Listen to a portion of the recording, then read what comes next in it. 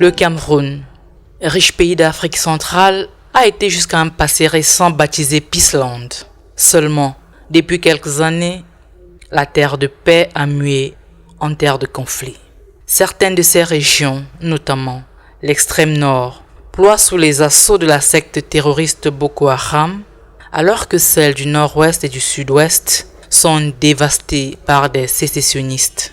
Les populations sont aux abois et ne savent à quel saint se vouer.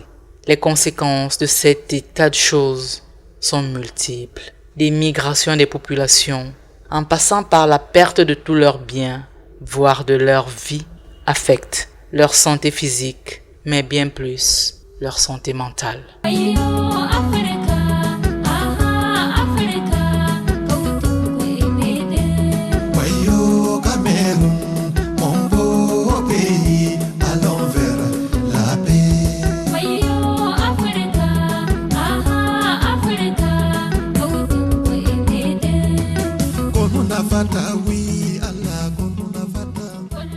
Je suis venu acheter l'ampoule en rentrant à la maison.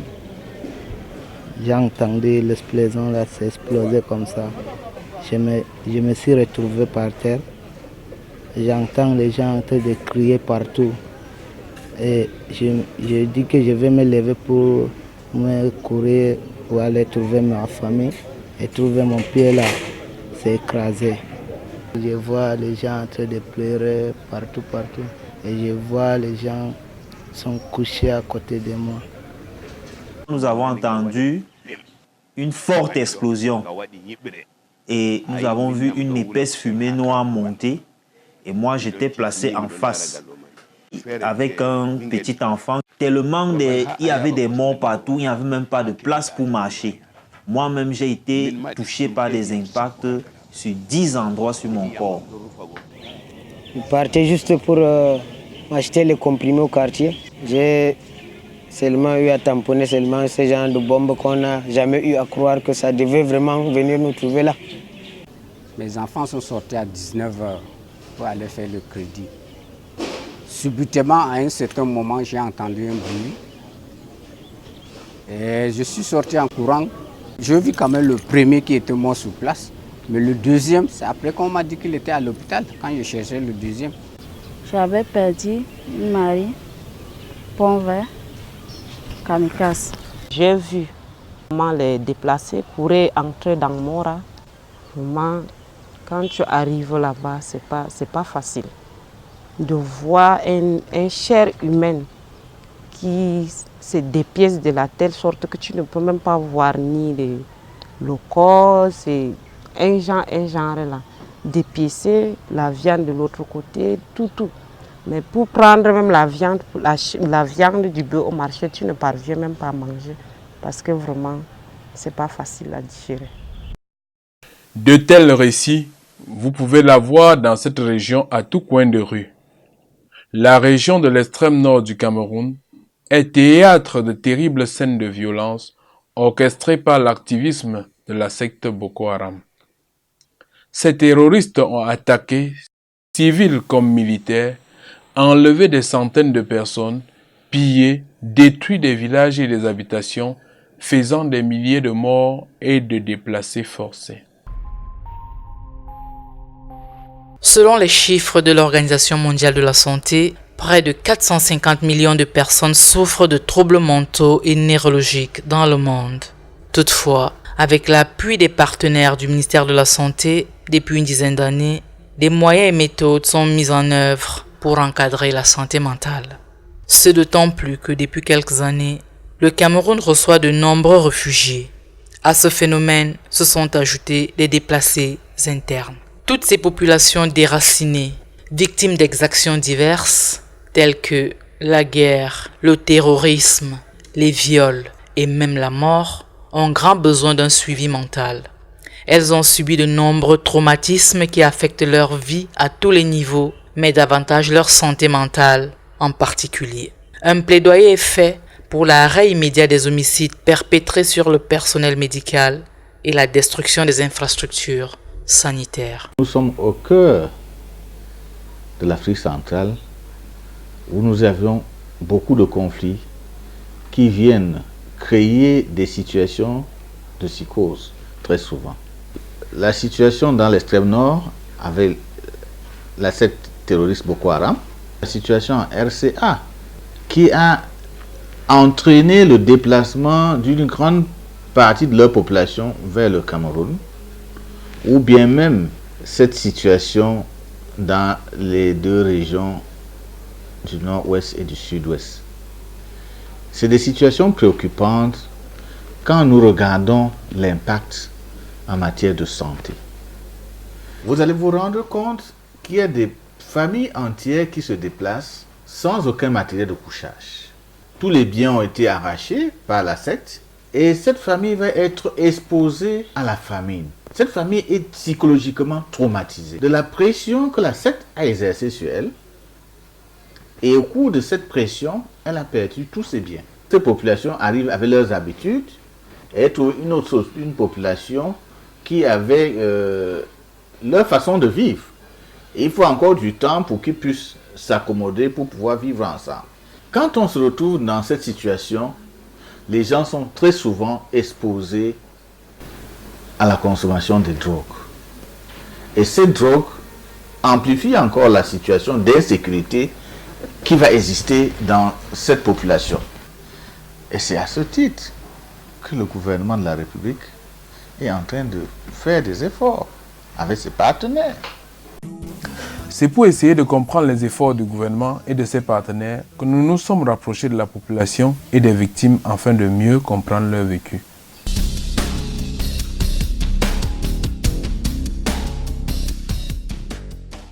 Hier, j'ai pu consulter quelques-uns et je les ai posé la question.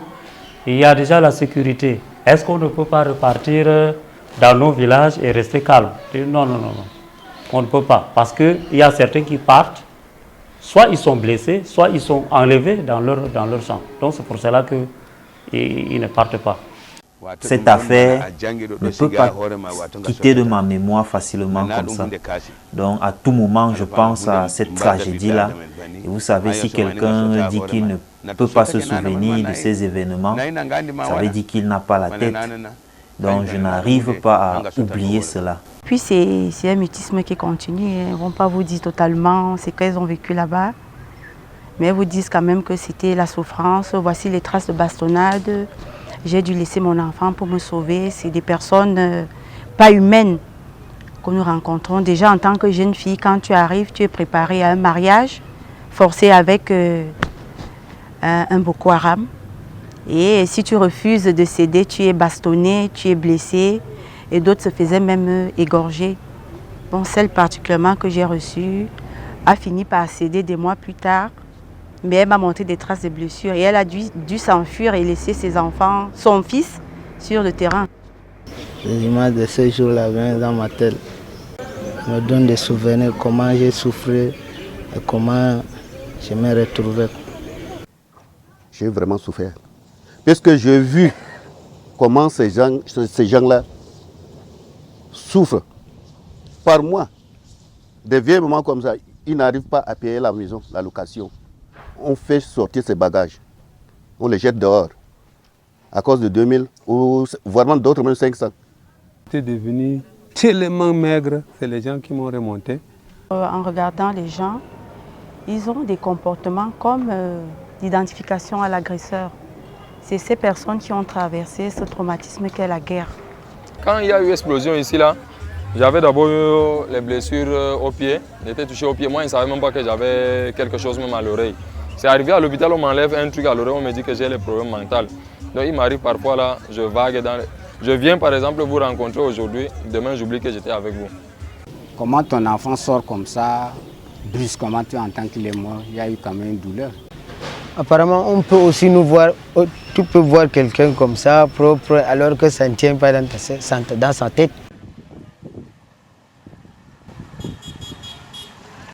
Oui, la tête, le mental. Nous entendons souvent parler de maladie mentale, d'un tel atteint de troubles mentaux, ou d'une telle dont la santé mentale est fragile. Mais de quoi parle-t-on réellement? Qu'est-ce que la santé mentale et c'est quoi la maladie mentale? Ce qui a lieu de dire, c'est que la problématique de la santé mentale au Cameroun, c'est d'abord même la compréhension de ce concept qu'est santé mentale. Pour le citoyen lambda, maladie mentale et santé mentale, c'est deux termes, n'est-ce pas, qui se confondent et qui veulent dire la même chose, ce qui n'est pas exact. Santé mentale, c'est un état de bien-être, n'est-ce pas, qui permet à l'individu de se réaliser, être productif, n'est-ce pas, et être utile pour sa communauté, et surtout de faire face aux difficultés quotidiennes de la vie courante. La maladie mentale, c'est une affection qui touche la sphère comportementale, affective et intellectuelle, donc cognitive. Donc, un état de bien-être ne saurait être égal à une affection. Or, dans notre population, généralement, santé mentale qui est état de bien-être est égal à maladie mentale, ce qui est complètement faux.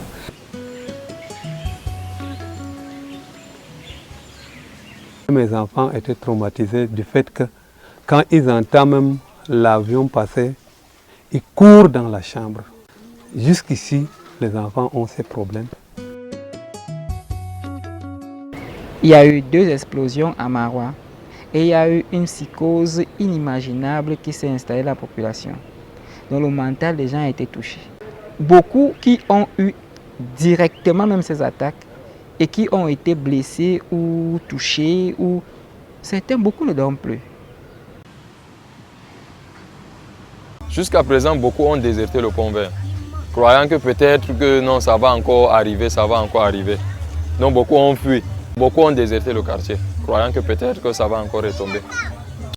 Donc les gens ont opté mieux rester même affamés et trouver peut-être une autre façon de vivre. Ou des fois, ils sont même escortés des fois par le comité de vigilance, quand ils partent même cultiver. Et autour de midi, 13h, ils doivent rentrer automatiquement. Passer 7 heures, c'est déjà mauvais.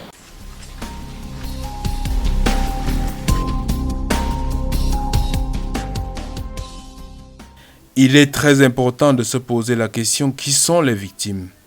Très souvent, on voit les réfugiés, les déplacés, les traumatisés et autres.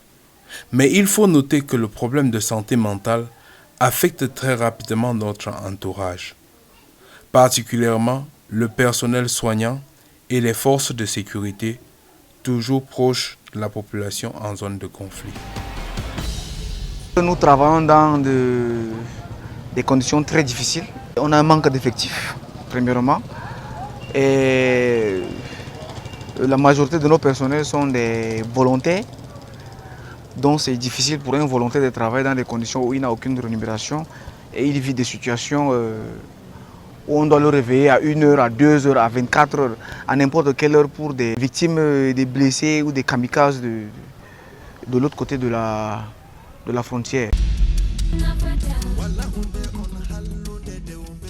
En tant que responsable, je ne peux pas fuir et laisser les patients. Puisqu'on est là, c'est pour sauver la vie.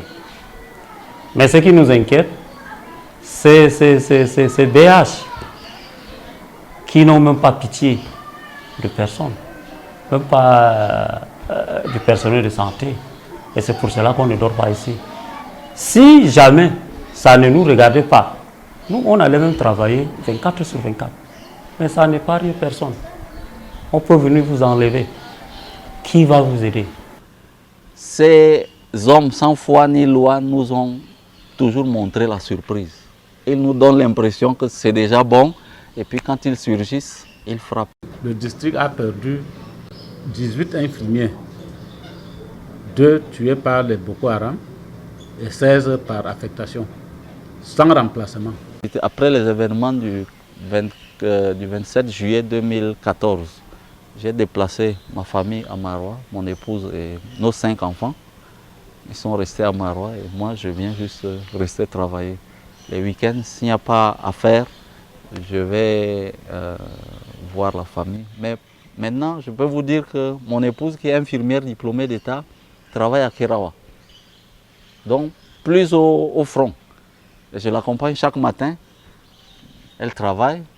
L'après-midi, je vais la ramener. Nous dormons à Kolofata, quelque part. J'ai vraiment le problème avec mon épouse, des fois quand je quitte pour venir.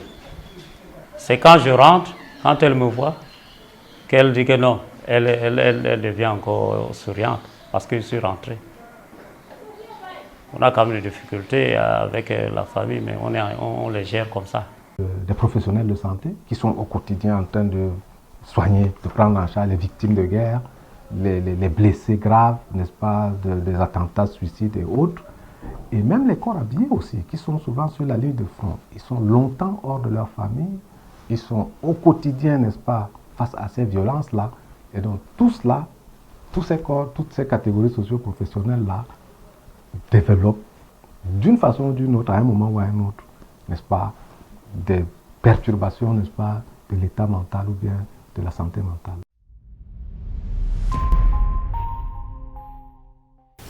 Les pathologies les plus rencontrées sont différentes selon qu'on se trouve en ambulatoire, en hospitalisation. En ambulatoire, la pathologie la plus retrouvée, c'est la dépression masquée. C'est-à-dire quoi? C'est-à-dire que les gens viennent et se plaignent de symptômes d'ordre somatique, de céphalée, d'insomnie, des nerfs, parce que c'est ça, de façon globale, là, on sait que les nerfs, c'est quoi? Ils disent, docteur, ça tire, là. En fait, ce sont des cervicalgies. On a passé le temps à masser, à prendre du small nopicycle, ça ne marche pas. Et puis, on sait que les animaux traitent les nerfs. À côté de ça, il y a des douleurs aussi, des douleurs, des algies, des douleurs du corps. Ça peut être des douleurs abdominales, ça peut être des douleurs pelviennes pour lesquelles de nombreuses investigations ont déjà été faites, de nombreux spécialistes ont été faits, des bilans depuis des années ont été faits, mais sans suite. Et donc, face à cette symptomatologie somatique, au cours de l'entretien, on se rend compte qu'en fait, ce sont des individus qui vivent des situations stressantes qui peuvent évoluer déjà depuis des années, des problèmes financiers qui évoluent depuis des années, des déceptions. Donc ici, les problématiques généralement tournent autour de la famille, du foyer. Donc ces éléments, ces structures qui étaient très contenantes, qui étaient très structurantes pour l'individu, s'avèrent être aujourd'hui fragiliser plutôt l'individu. Problèmes familiaux, problèmes conjugaux, problèmes financiers qui sont à l'origine donc de cette symptomatologie. Donc le problème de dépression masqué est posé. On a des problèmes de consommation de substances psychoactives aussi. Et au quotidien, des jeunes qui consomment généralement c'est le tramol, le cannabis et autres. Ils sont là. Maintenant, on a des personnes qui viennent à rendez-vous, qui ont été hospitalisées et qui viennent pour leur rendez-vous. Il y a des personnes qui viennent maintenant pour des problèmes de mal-être, qui ont du mal à prendre une décision dans leur vie et qui sollicitent un avis, un conseil. Donc, des cas comme ça, c'est pour ça que nous, on demande à la population de ne pas avoir peur du service de prise en charge en santé mentale, le service de psychiatrie, par exemple, l'hôpital Jameau, parce qu'il n'y a pas que les malades qui consultent, mais des gens qui sont dans un état de mal-être et qui ont besoin qu'on les aide à avancer, à prendre des décisions dans leur vie. Les complications de ces perturbations sont particulières dans l'extrême nord du Cameroun, étant donné la gravité des pertes émotionnelles, des pertes relationnelles et matérielles. Le stress généré par les déplacements, le risque permanent de violence et d'exploitation, l'isolement, la discrimination, l'incertitude quant à l'avenir, de telles situations glissent généralement en pathologie. Quelles sont donc les pathologies mentales que nous y retrouvons? On a les états dépressifs, On a l'état de stress post-traumatique, on a des deuils compliqués qui sont récurrents. On a l'anxiété généralisée et puis le trouble d'adaptation. Nous avons des névroses, des cas de psychose. Et puis chez les jeunes filles, c'est le cas d'hystérie. Les états psychotiques aigus et chroniques, des névroses telles que l'état de stress post-traumatique, les stress aigus, des troubles anxieux généralisés. Nous avons également des pathologies telles que des troubles somatoformes. On a également des addictions, quelques rares addictions, très souvent à l'alcool et, comme je disais également, aux substances psychoactives encore non déterminées. Également quelques rares cas de conduite suicidaire. Le trouble de sommeil, parce qu'on est toujours dans un état de vigilance. À quel moment est-ce que ça pourrait surgir? Est-ce que nous sommes véritablement à l'abri? Combien de temps est-ce que ça va durer? J'ai au moins 10 enfants et je ne sais pas comment subvenir à leurs besoins. Mais je dois vivre. J'étais avec mon mari et puis la secte islamique est venue le tuer devant moi. Je vois ce sang jaillir, je le vois enterré, alors qu'il y a quelques minutes, il était là avec moi, bien portant. Sur le terrain, des efforts sont faits par le gouvernement et ses partenaires afin de promouvoir le bien-être des populations. Dès au début de la crise, on leur a toujours dit que nous sommes avec vous. L'hôpital n'est pas fermé. Si vous tombez malade, venez, nous sommes là, on vous traite. Et la population nous a compris. Et encore avec la gratuité, plus les malades encore sont venus. Quand on est au service de la population, on se dit s'il y a lâcher prise, s'il y a abandon, que fera cette population qui est sur place? Et du coup, malgré les difficultés, on privilégie cette société parce que c'est une population qui a besoin de nos services. On ne peut pas l'éviter, c'est inévitable. Ils ne savaient pas qu'ils allaient en fait retrouver leur vie un jour, surtout au niveau des parents. Un parent par exemple qui a vu son enfant faire une crise psychotique, une bouffée délirante aiguë, et puis qui se remet au bout d'un mois, 2 mois. Et en réalité, le nombre de nos bénéficiaires augmente jour après jour. Il faut déjà les faire chapeau, il faut même les féliciter. Quelques organismes dans la ville qui travaillent dans ce temps, qui font le porte-à-porte des structures, des couches les plus vulnérables sont parfois touchées. Nous avons un service d'ergothérapie avec lequel nous essayons d'occuper nos patients, nos bénéficiaires déjà stabilisés. Entre autres la broderie, la couture. Elle se fait 2 fois par semaine. Et à chaque fois, on essaye vraiment de leur apporter ce soutien. Donc ce ne sont pas que des séances où on va leur apprendre ce métier, mais également renforcer leur capacité de résilience, les revaloriser en fait. Il est question de cela. Il est question pour nous de se déplacer, aller vers la population à travers les sensibilisations, se rendre dans des églises et même faire la rencontre, organiser une rencontre avec des praticiens et même certains leaders ici, que ce soit leaders administratifs ou religieux. On référait toujours ces cas à Mora. Mais depuis que l'État a pensé à nous, on a eu un psychologue avec nous, on sensibilise. Même quand on vient comme ça, quand les patients viennent en consultation, on les sensibilise un peu partout dans les services. Si on trouve le cas, on lui amène, elle va investiguer. Et même quand le patient passe par elle, quand elle investigue, elle trouve que c'est peut-être un problème médical. Elle préfère les référer vers nous pour la consultation et la prise en charge. Beaucoup ont repris. Il y a l'exemple d'une fille qui faisait Master 2, qui était en début d'année, qui faisait vraiment l'hystérie. On me l'a amenée pour la consultation. Après quelques 6 mois, elle a repris. Elle est partie, elle a passé son Master 2, elle est revenue me remercier. On a des thérapies de groupe. Il y a une salle uniquement pour les thérapies de groupe et c'est le psychologue en fait qui est chargé de cela. Par exemple, il peut recevoir les membres appartenant aux familles des patients vivant avec une psychose, parce que eux aussi c'est une cible à protéger. Un patient psychotique, forcément les membres de sa famille seront affectés.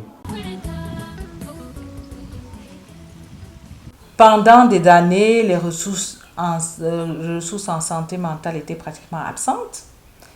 Pas d'infirmiers spécialisés en santé mentale pratiquement, pas de psychologues sur le terrain, 1 ou 2 psychiatres pour toute la population camerounaise.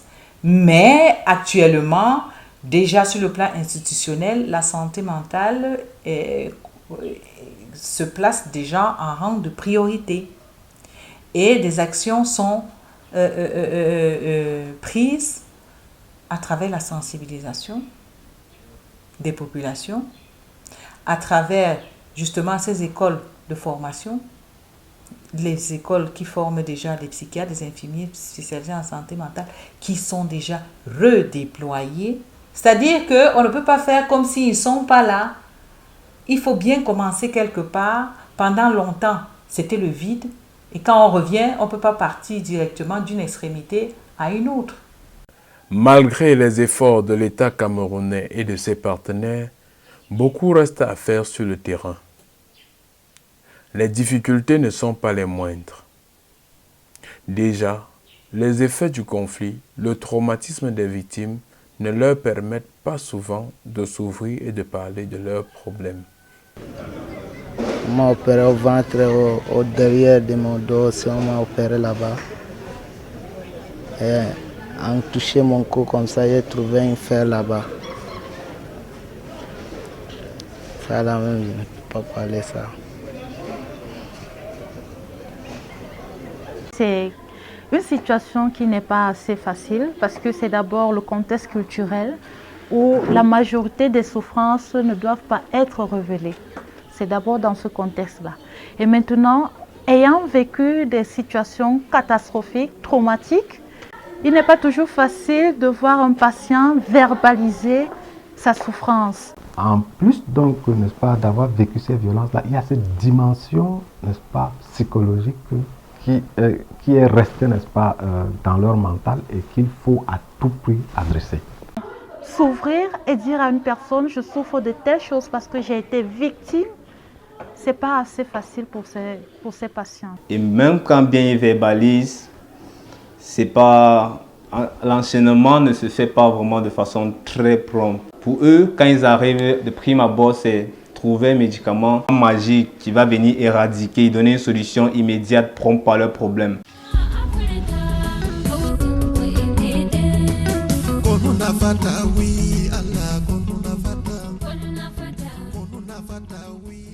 Il y a encore trop de choses à faire parce que c'est des sujets qui reviennent avec des troubles qui sont toujours présents à l'instar de l'état de stress post-traumatique. Parce qu'on se dit généralement qu'après la guerre, tout est fini. Et pourtant, le gros reste à faire. C'est surtout le problème de santé parce que vraiment, ils sont nombreux dedans, qui sont attachés. On l'a fait tout à l'heure, il y a une là qui m'a dit qu'elle a fini par enfermer son enfant parce qu'il n'a pas l'argent. Et quand il va à l'hôpital, on lui demande d'aller à Garoua. Bon, peut-être que d'autres ne savent pas, ne sont pas encore assez sensibilisés que le service existe ici. Il y a certains qui connaissent, mais ils n'ont pas les moyens pour arriver à ce niveau. Quelqu'un qui mangeait 10 tasses, maintenant on lui donne une tasse pour 1 mois. Ou 2 tasses pour 1 mois. La guerre, on sait quand elle commence, mais on ne sait jamais quand elle finit. Surtout du fait que les armes laissent place au mental, aux pensées, aux blessures, aux incertitudes, à la suspicion, bref, à des émotions. Des émotions, car les insurgés eux-mêmes se mêlent parmi les réfugiés et à la population. Ici, on n'identifie pas qui appartient à la secte islamique dont nous parlons, qui n'appartient pas. J'ai des sujets, par exemple, qui disent jusqu'à présent on ne dort pas. Il y a toujours l'armée et elle n'est pas terminée cette guerre. Donc comment allons-nous faire pour retrouver notre bien-être sur le terrain?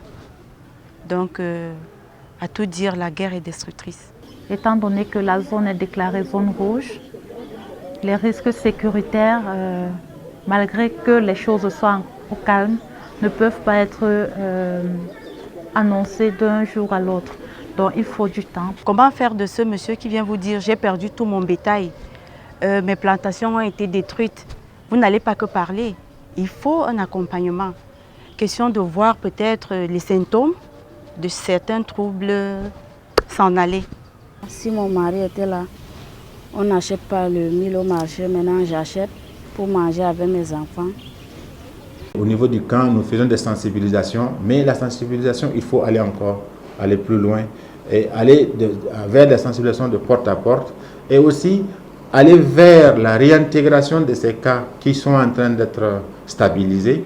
C'est un volet qui manque énormément parce que une fois que les cas sont stabilisés, il faut trouver un canal pour que ces cas-là puissent être réintégrés dans la vie sociale.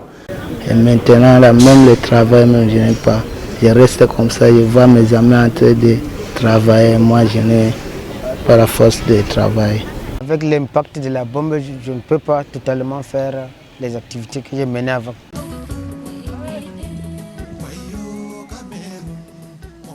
Grâce à CARE qui est venu en aide et EDA sont venus construire. Si je n'avais pas eu cette opportunité, ma souffrance n'allait pas finir. J'allais toujours continuer j'allais même mourir. Ils habitent déjà là-bas. Je crois que jusqu'à 640 habitants qui sont déjà là-bas. Je recommande vivement à certains partenaires qui ont baissé les mains de revenir sur le terrain, de donner un coup de main à ces populations qui en ont encore besoin. À l'instar de ceux qui ont perdu toute leur plantation, de leur donner certaines semences pour continuer les activités qu'ils ont souvent eu à mener auparavant, avant la guerre. Parce qu'on a encore des retournés là qui reviennent se plaindre de l'environnement qu'ils ont connu avant, qui n'est plus ça. Et quand ils repartent là-bas, ils disent on nous demande de retourner, mais pour y faire quoi?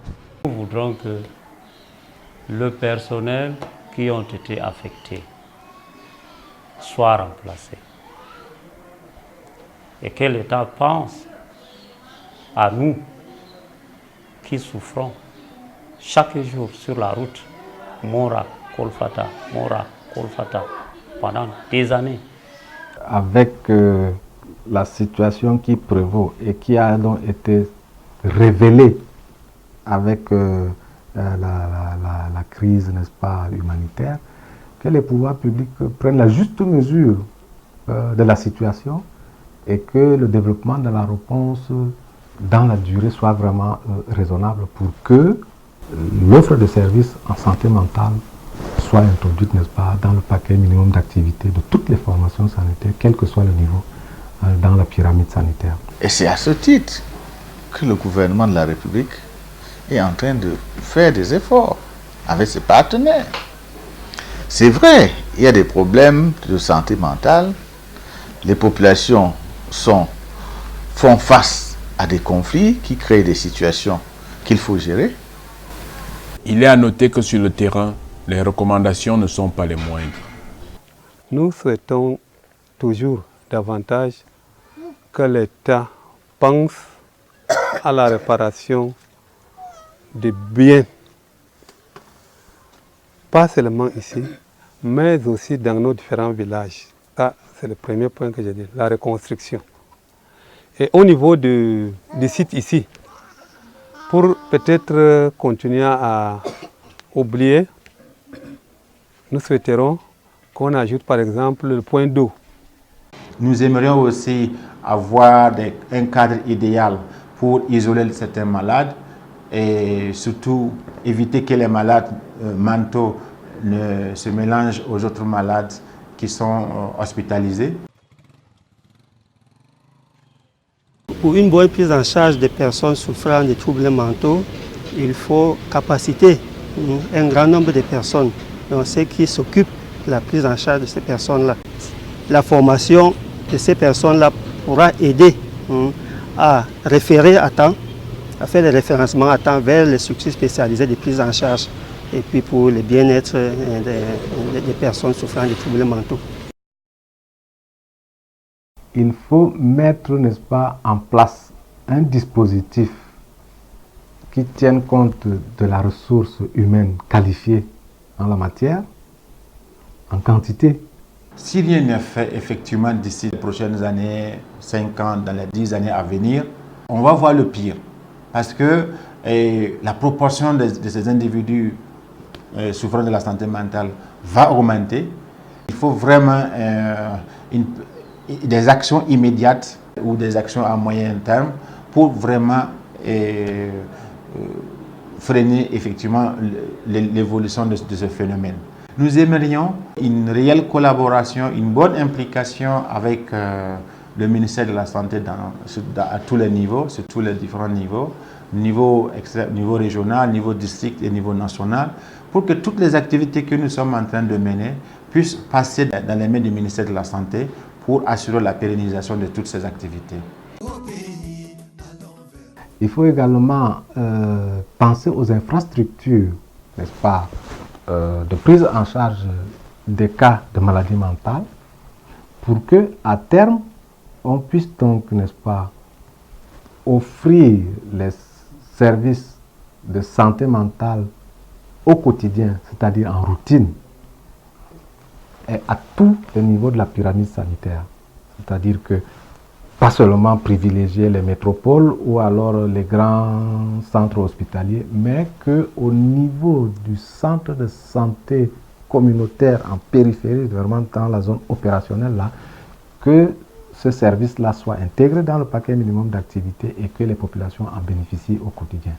Pour ces cas de maladie mentale qui se développent actuellement, il faut à tout prix, n'est-ce pas, apporter cette réponse, n'est-ce pas, à cette période précise, parce qu'avec le temps, il y aura, n'est-ce pas, des complications qui vont se développer. Il y aura même l'entourage de chaque individu malade qui pourra, n'est-ce pas, prendre un coup. Et du coup, ça sera, n'est-ce pas, une façon, n'est-ce pas, de diffuser cet état de mal-être ou bien ces maladies mentales dans la communauté. Et le pire, c'est que de génération en génération, n'est-ce pas, cet état perdure. Nous devrons prendre au sérieux la question de la santé mentale et évitons la stigmatisation des individus souffrant de la santé mentale. Parce que tôt ou tard, tous ceux que vous voyez bien portants, ils peuvent aller vers la décompensation et ce sera trop tard pour nous. C'est urgent qu'on développe une réponse adéquate et au moment opportun. Voilà, pour éviter donc, n'est-ce pas, à l'avenir, cette société qui sera vraiment très violente, qui va donc compter les victimes collatérales ou même les victimes primaires dues aux maladies mentales. Sous la coordination du ministère de la Santé et grâce à l'investissement des autorités étatiques nationales, régionales et locales, des ONG nationales et internationales, des agences onusiennes, un travail a permis d'avoir sur le terrain une lueur d'espoir. De plus en plus, on remarque une bonne connaissance de la maladie et une bonne référence à travers nos volontaires communautaires que nous avons formés. L'engagement de nos autorités, des autorités sanitaires, des autorités politiques qui sont proches de nous. Au niveau de certaines organisations internationales et des systèmes des Nations Unies, le phénomène est de plus en plus connu. Nous louons beaucoup le travail abattu par nos forces de l'ordre. C'est aussi grâce à eux que la chose a été maîtrisée et qu'aujourd'hui, des champs peuvent être encore cultivés. Je pense, puisque même si ça s'est passé comment, même si tu penses quand même, tu retournes souvent en arrière pour quelques minutes, tu penses, mais tu dis encore que non. Il faut aller en avant.